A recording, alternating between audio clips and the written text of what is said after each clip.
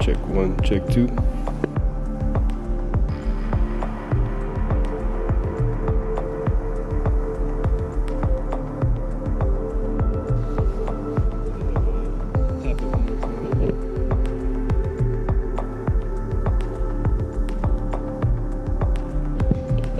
Testing.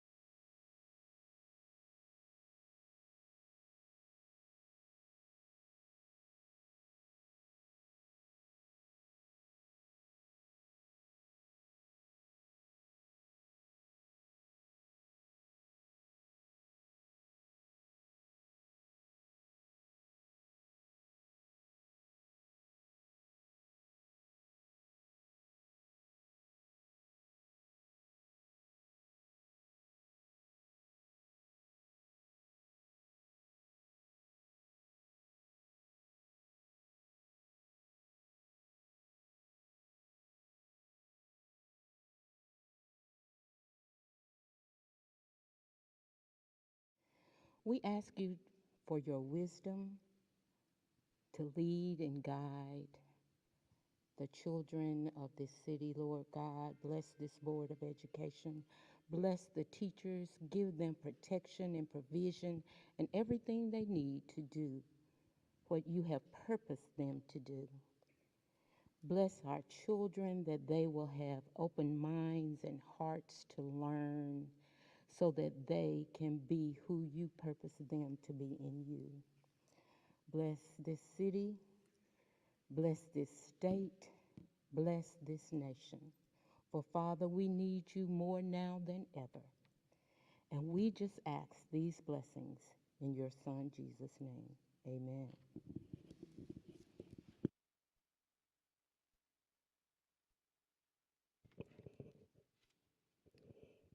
Before I call this meeting to order, I want to thank you all for being here tonight. And I see we have a good crowd here tonight. Um, we appreciate you being here, but please be reminded that order must be preserved during the meeting. If you are not approved to to address the board, then please remain quiet during the meeting and be respectful of the board members and others in attendance. We certainly want everyone to be able to hear during the meeting and be informed of our decisions and matters relating to our schools. Thank you for your participation, and we are now called to order. And I see we have a quorum. So those who know me know I have something to say usually. And I have some thoughts today about the end of one year and the beginning of another year. I see I've also missed an approval of the agenda. Can we? Madam President, I move approval of the revised agenda. Second. Any discussion? All in favor with a show of hands, please. Okay. So I have a thought or two about 2020, which was a year like no other. We have been stretched and pulled in ways we never thought possible. And here we sit with our masks and hand sanitizers, and we wonder how in the world is this the same place we were in a year ago? It's hard to put ourselves in the student's shoes, too. There's the student in a mask sitting in a classroom separated by 6 feet and trying to learn. And there's the student who's isolated at home in front of a laptop or a tablet all day trying to learn. Or being a teacher trying to teach to both. Or trying to figure out how to feed hungry students when they can't come to school. Or trying to figure out how to enable a bus to be a hot spot for an internet access. We've become innovative in 2020 and flexible too. We had a year where we lost employees and students, some to COVID and for other reasons. We need to take a minute to remember them fondly as our friends, colleagues, students, and most of all, people who touched our lives.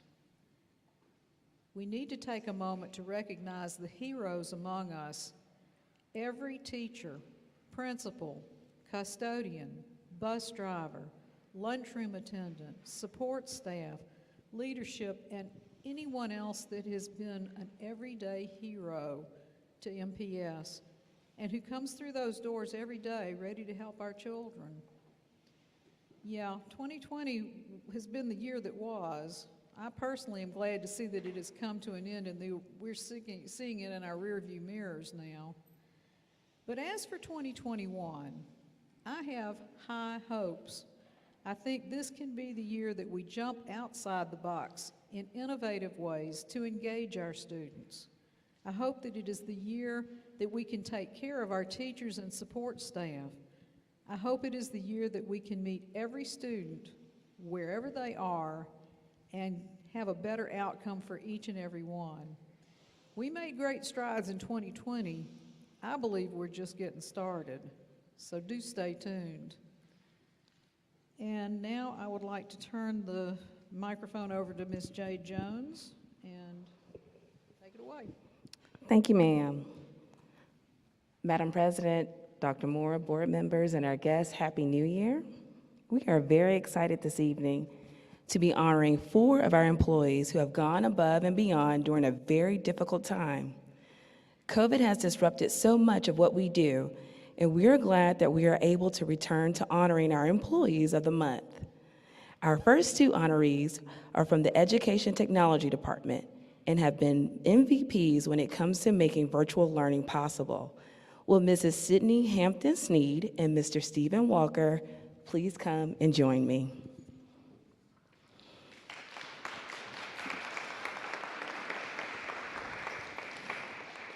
We also have the lovely Dr. Cook who will be presenting their certificates. Dr. Cook? Oh, there she is. Sydney and Stephen have done so much to help teachers with the transition to virtual learning and taking care of so many technical issues behind the scenes. So we're honoring each of them with a modest gift of $25 gift cards, which were provided by our friends over at Baptist Health, and a certificate for all that they do. Please join me by giving them a round of applause.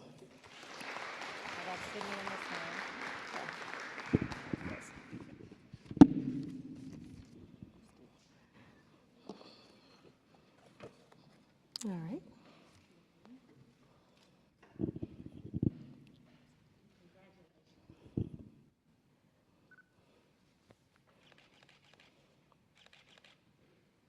All right.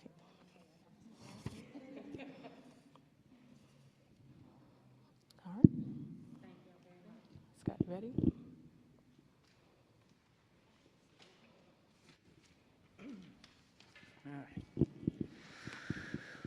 All right. During COVID, every educator and every support employee deserves praise, but we do have 2 in particular we want to spotlight tonight. They are Philip Davis of Children's Center and Tanya Williams of Park Crossing High. Mr. Davis and Ms. Williams could not be here with us this evening, but I believe that Children's Center Principal Joanna Hubbard is here on behalf of Mr. Davis. There she is.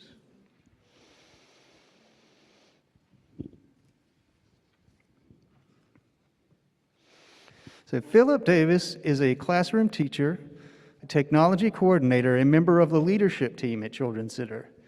In addition to creating a dynamic environment in his classroom, Mr. Davis helped the entire school understand and use Schoology. Ms. Williams is a custodian at Park Crossing who always goes the extra mile in making sure that the school environment is clean, safe, and welcoming for students and staff. Let's all give them a round of applause.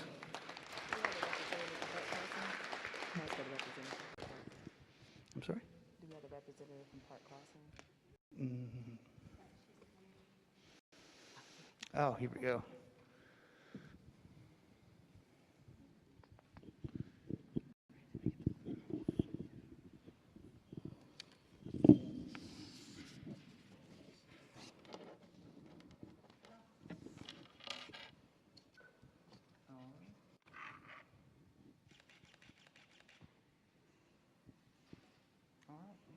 Thank you. All right, we'll have Dr. Moore stay down, and Claire, you can stay right there, because our next honorees are right here on the stage. January is Board Member Recognition Month, and we want to take a moment to really appreciate all that our board does for us. To say that this past year has been challenging is a huge understatement. From navigating the uncharted waters of the pandemic to shepherding through a historic vote to raise the ad valorem tax, the board has shown great leadership and resilience. We have certificates for each of them to show our appreciation for their hard work and dedication on behalf of the students and employees of Montgomery Public Schools. Let's give our board a round of applause. All righty, if I can have Scott to help me. Up first, we have our board president, Mrs. Claire Will.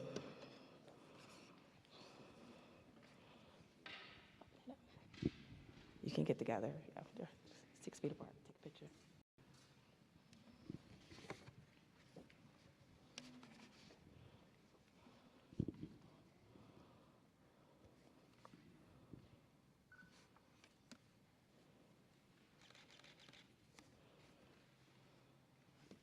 All righty, up next we have Mrs. Claudia Mitchell.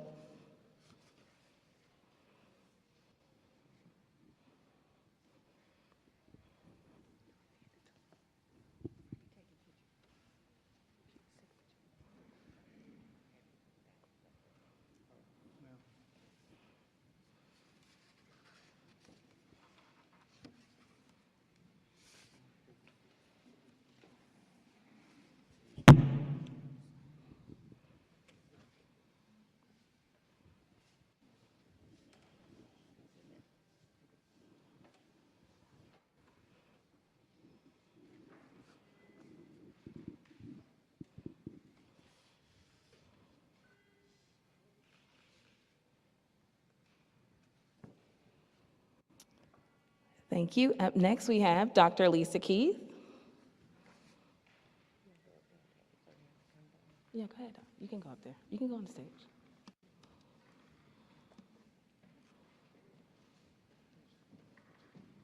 Scott?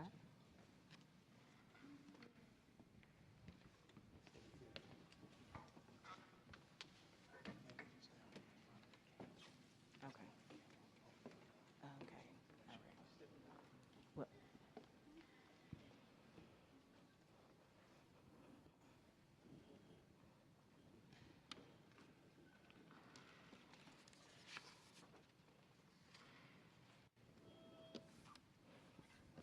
all right. Next up, we have Dr. Brenda Coleman.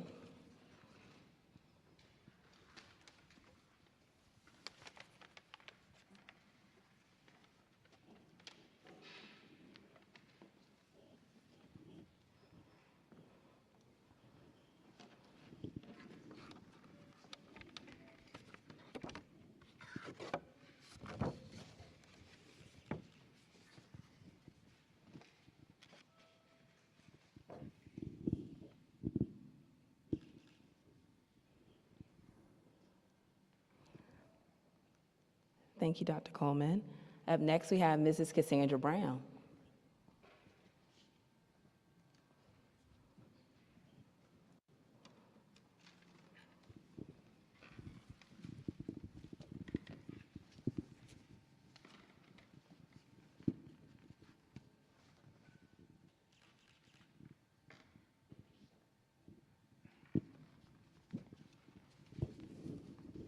Mrs. Jana Bailey.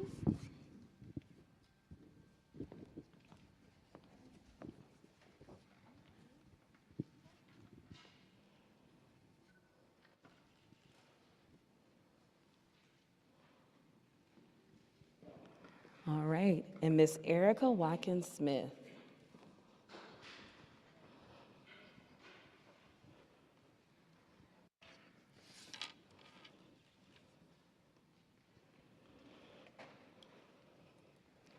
All righty, let's give our board another round of applause, please. Thank you all so much for all of the hard work that you do. Next up, we have some great news for 4 of our elementary schools that have been awarded grants. I'm going to turn it over to Claire Watson from the Central Alabama Community Foundation to tell you more about that.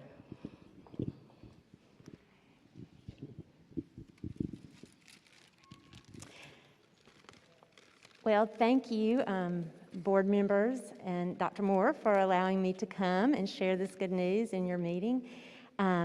This is our 2nd year of providing the Mary L. and Eugene C. Van Reading Fund grants.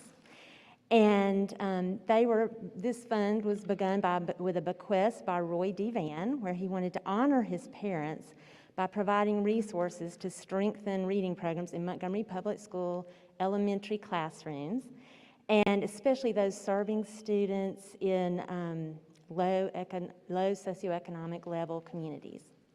And looking at our recipients tonight, in my former job, I was lucky enough to work with all of these schools on projects, and I know they are true community schools, and they are providing the type of services that Mr. Van wanted to support. So I'm very excited to be for CACF to be able to give them additional resources. I'll just call them out in alphabetical order. Carver Elementary School, And yes, they are receiving $4,000, and it is to support the accelerated reader program for all of their grade levels. The grant will purchase 4 laptops, nonfiction reading materials, and student incentives. And let's see, let me get the grant. And if you'll all stay there, we'll get a picture because we want to also recognize you on our social media. And I especially appreciate the time our grants were due. It was a very challenging time. It was due at the end of October. So I know it took a little extra effort to get these in, so thank you to these schools and great applications they put in. Our second one is Chisholm Elementary School. They will receive $4,947.50. Their grant project, Do You Hear What I Hear?, will improve comprehension reading skills through classroom literacy centers and the online library for all of their grade levels. The grant will purchase headphones and finding evidence comprehension kits.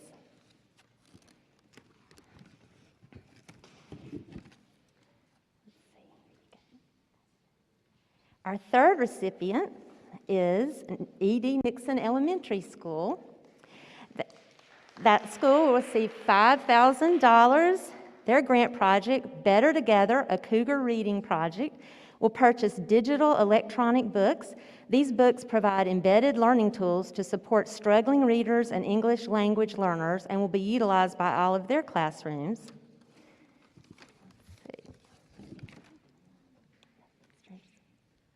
And our final recipient is Highland Gardens Elementary School. They will receive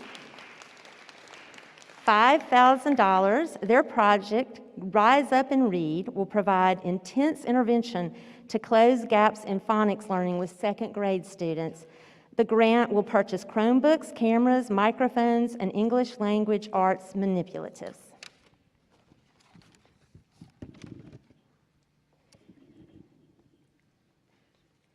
And I'd also just real briefly like to thank MPS staff that helped us with that. Jade and Scott helped us so much in getting the word out. And Dana Williams, who works with the reading initiatives, she helped us with our application process. And I will join the picture.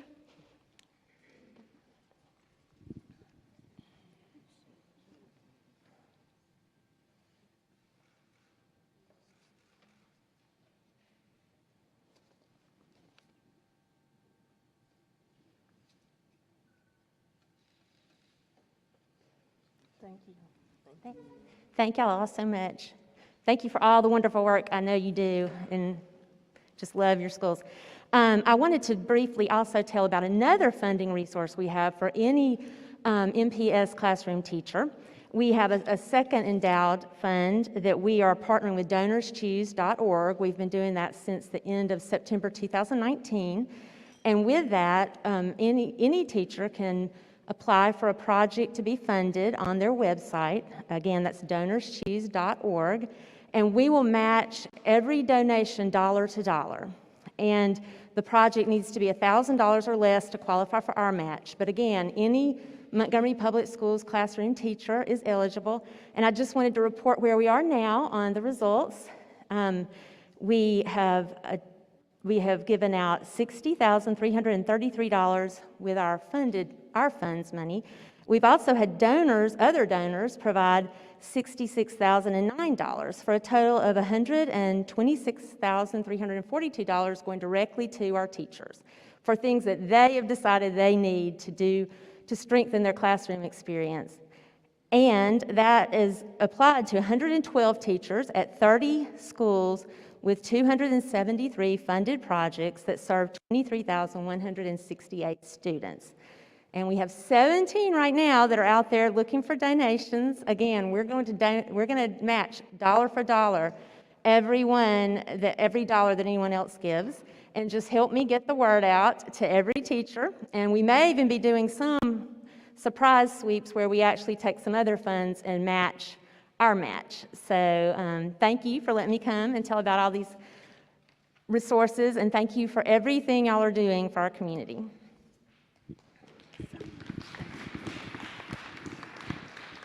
All right, Madam President, that does it for us. We want to thank you so much, and thank you, school board, for all that you do. Thank you.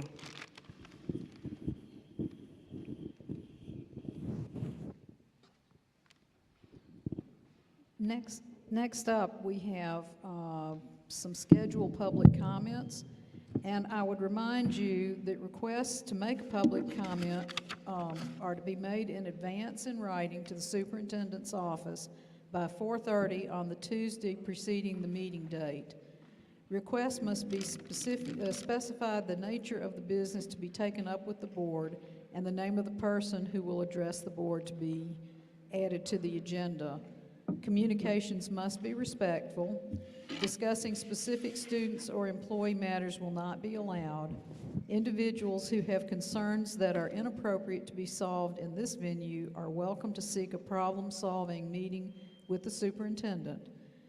Immediate feedback by the board may not be provided. However, you may be contacted for follow-up by the superintendent or designee. Public comments may not exceed 3 minutes. The board chairman has full authority to terminate the remarks of any person whose comments contain personal attacks, exceed the time limit, or are otherwise inappropriate.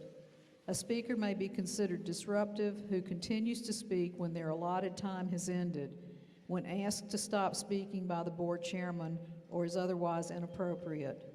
If a person fails to comply when asked to terminate comments, he or she will be escorted to their seat, out of the auditorium, and or off of MPS property, depending on the level of disruption.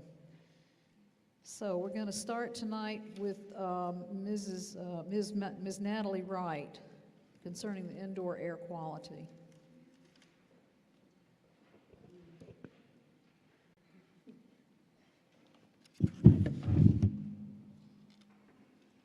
Oh, Lord, Jesus. Okay, don't start my time yet. Give me a second.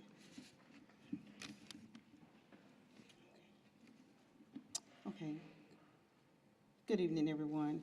I just wanted to, on tonight, talk about indoor air quality. Of course, I've talked about that before, my concern with the spread of COVID-19 and many of our schools are so old and dilapidated. We all know, and we've talked about this before, that our HVAC system and air conditioning system needs to be updated. But however, I'm up here to talk about until they get updated, and we've all acknowledged that, perhaps we should at least close the schools that that have these dilapidated air conditioning systems that can't support good air ventilation in the building. We know as COVID is aerosols in the air, and it's just really kind of difficult. Really, it's difficult to come up with a good solution other than to, I guess, when we all can get the vaccine, at least 70% of us would stop the spread. But I would think that rather than to wait to this summer, this will be an opportune time with flu season and all for us to just go ahead and to take care of that. And my other concern is about asbestos in our buildings. I would like to know, but I didn't even know we had schools with asbestos in it, but because so many of our schools have roofing, that, you know, they're redoing the roof, and I understand that sometimes if they disturb the asbestos or whatever, then that could be a problem. Other than that, it's not going to be a problem. But we know that some of our schools have had roofing done to it, and so we would like to know, and I understand that you're supposed to have a public report of these buildings, so I would just like to know if I'm in a school with asbestos, and I would like to find out where that those reports are at. My recommendation to the board would be perhaps we need to just as many teachers as you can, students as well. Of course, they got a choice, but teachers don't have a choice.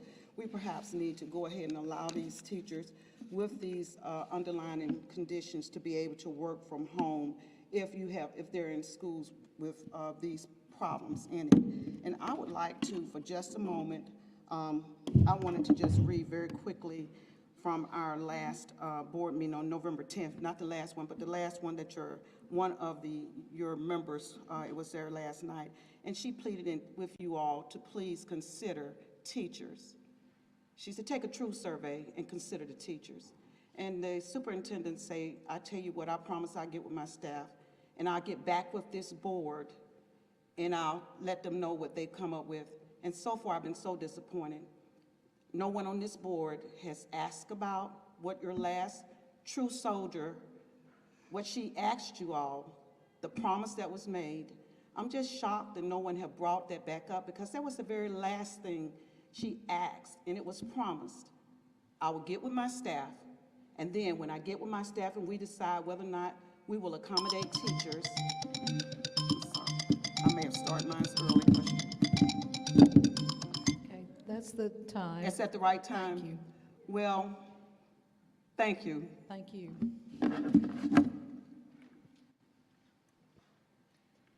Next up is Ms. Deborah Taylor with COVID-19 concerns.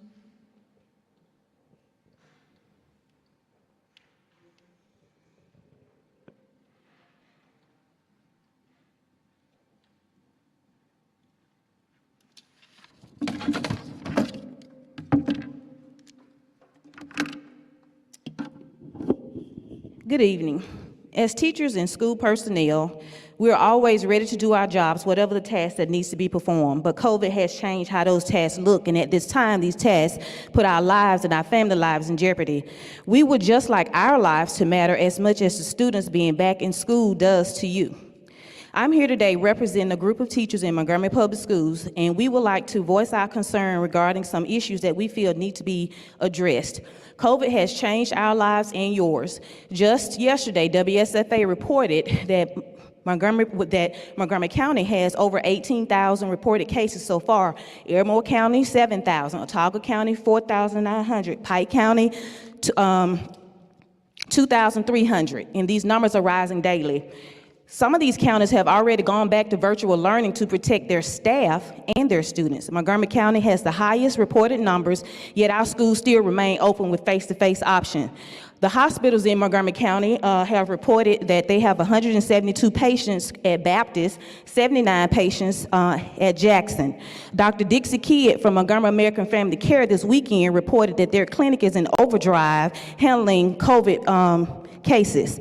Teachers within MPS have issues as well, physically, emotionally, financially. COVID has taken the lives of several teachers within MPS, and a lot of people feel that these could have been avoided had MPS allowed the teachers to work from home virtually as an option at this time. We know that's not the most effective option, but it does save lives. Many teachers within MPS have serious health conditions that put them at risk and their families. They have caught COVID, and some have even died because of it. Students are not being 6 feet apart in these classrooms. This is due to the classroom designs and the number of students that are in class. We have so many teachers and support staff that is out that the schools are having to use specialists. They're having to use other support personnel to cover classrooms. In some schools, that is not the case. The students are being put in other teachers' classroom. That's a problem when it comes to contact tracing, because you got other students that are in the class that are not supposed to be there.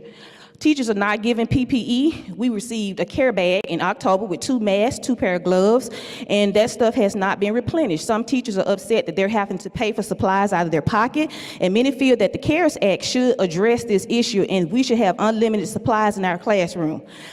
Some teachers feel that that finances should be utmost important to this board, that we need to know how much money was received for the CARES Act, what is being spent on, and what the remaining funds will be used for. We've noticed that plexiglass shields are in some principal's office, assistant principal's office, security guards, and front offices, but none of these plexiglass shields are inside the classrooms where the teachers and the students are.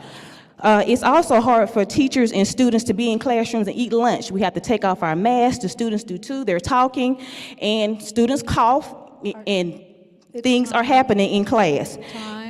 Time has, 3 minutes has passed. Oh, okay, I'm sorry. But thank you.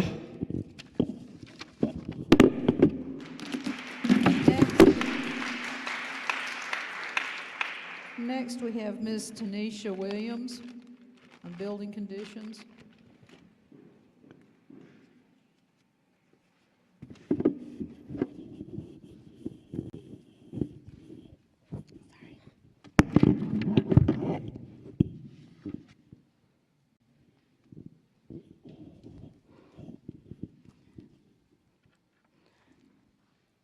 I have a letter here from a friend of mine who is actually the military assistant to Undersecretary of the Army at the Pentagon. He was here for Air War College, and his letter states as such: at the request of Ms. Tanisa Williams, I received an escorted tour of Brubaker Middle School. My assessment is, despite a very dedicated faculty and staff, the school is in extreme subpar physical condition across the board. Evidence of lack of required maintenance, refurbishment, and funding is readily apparent. In fact, most of the facility has not been refurbished since its founding nearly 40 years ago. Space.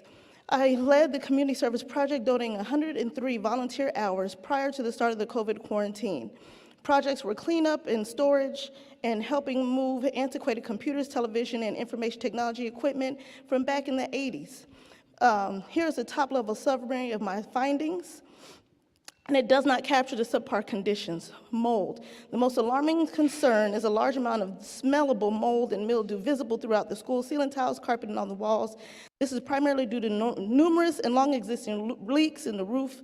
The former computer room, which is now closed off, is the most evident example. Unusable bathrooms, which are unsuitable for use due to very age and stained toilets, missing door stools, rusty stool walls, and walls with exposed holes and mold. Missing sections of ceiling and paint throughout the facility. Paint is peeling, and there are large cracks in the wall to the extent that large chunks are frequently falling down.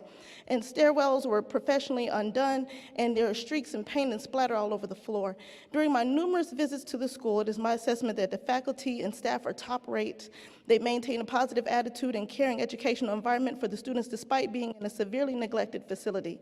As a parent, I would not allow my children to attend a school in such a dilapidated state. It is my sincere desire to see that these subpar conditions are corrected immediately and permanently with a commensurate investment in funding and prioritization. Colonel Cornelius Allen. And the reason why I brought this up is because I'm a veteran. I was in the Air Force for 8 years. I tried to use my military connections to get help to our schools, and it wasn't just going to be Brubaker, it was going to be multiple schools in the community. We have a connection to Maxwell, but those connections are being cut because of the conditions of our school.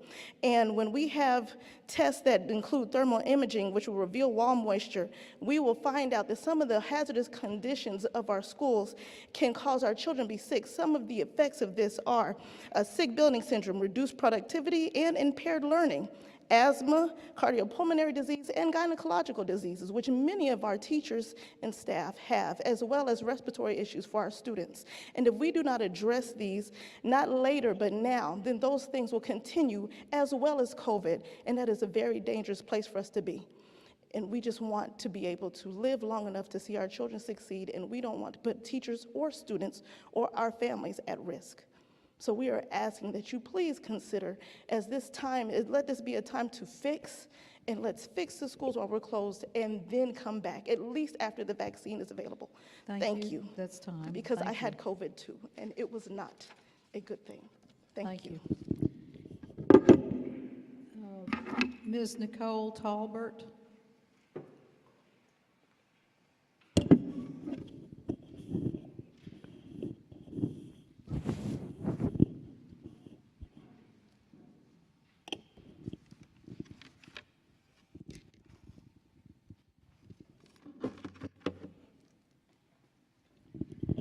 Good evening. My comments are related to asking for additional assistance to help alleviate the additional workload that has been placed upon core classroom teachers. Teachers are being asked to teach face-to-face and virtually, which can place a strain mentally and physically on the educator. We need virtual teachers. No matter how we try to assist our kids with being in breakout rooms and engaging them with jam boards, we are losing them. We're also being asked to engage them in all types of virtual learning. But the truth of the matter is we need virtual teachers. We're also being asked to create accommodated learning packets as well. And so we need help with these things. In a normal situation, we could do this with our eyes closed, but this is a pandemic and things are not normal.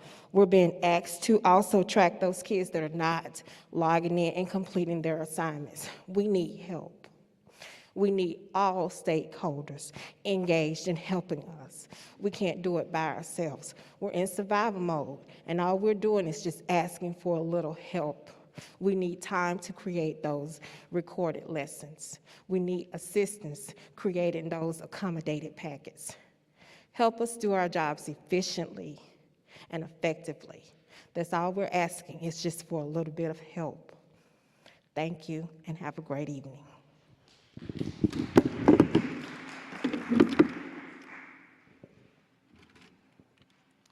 Thank you. Ms. Ebony McKetchum? Catherine.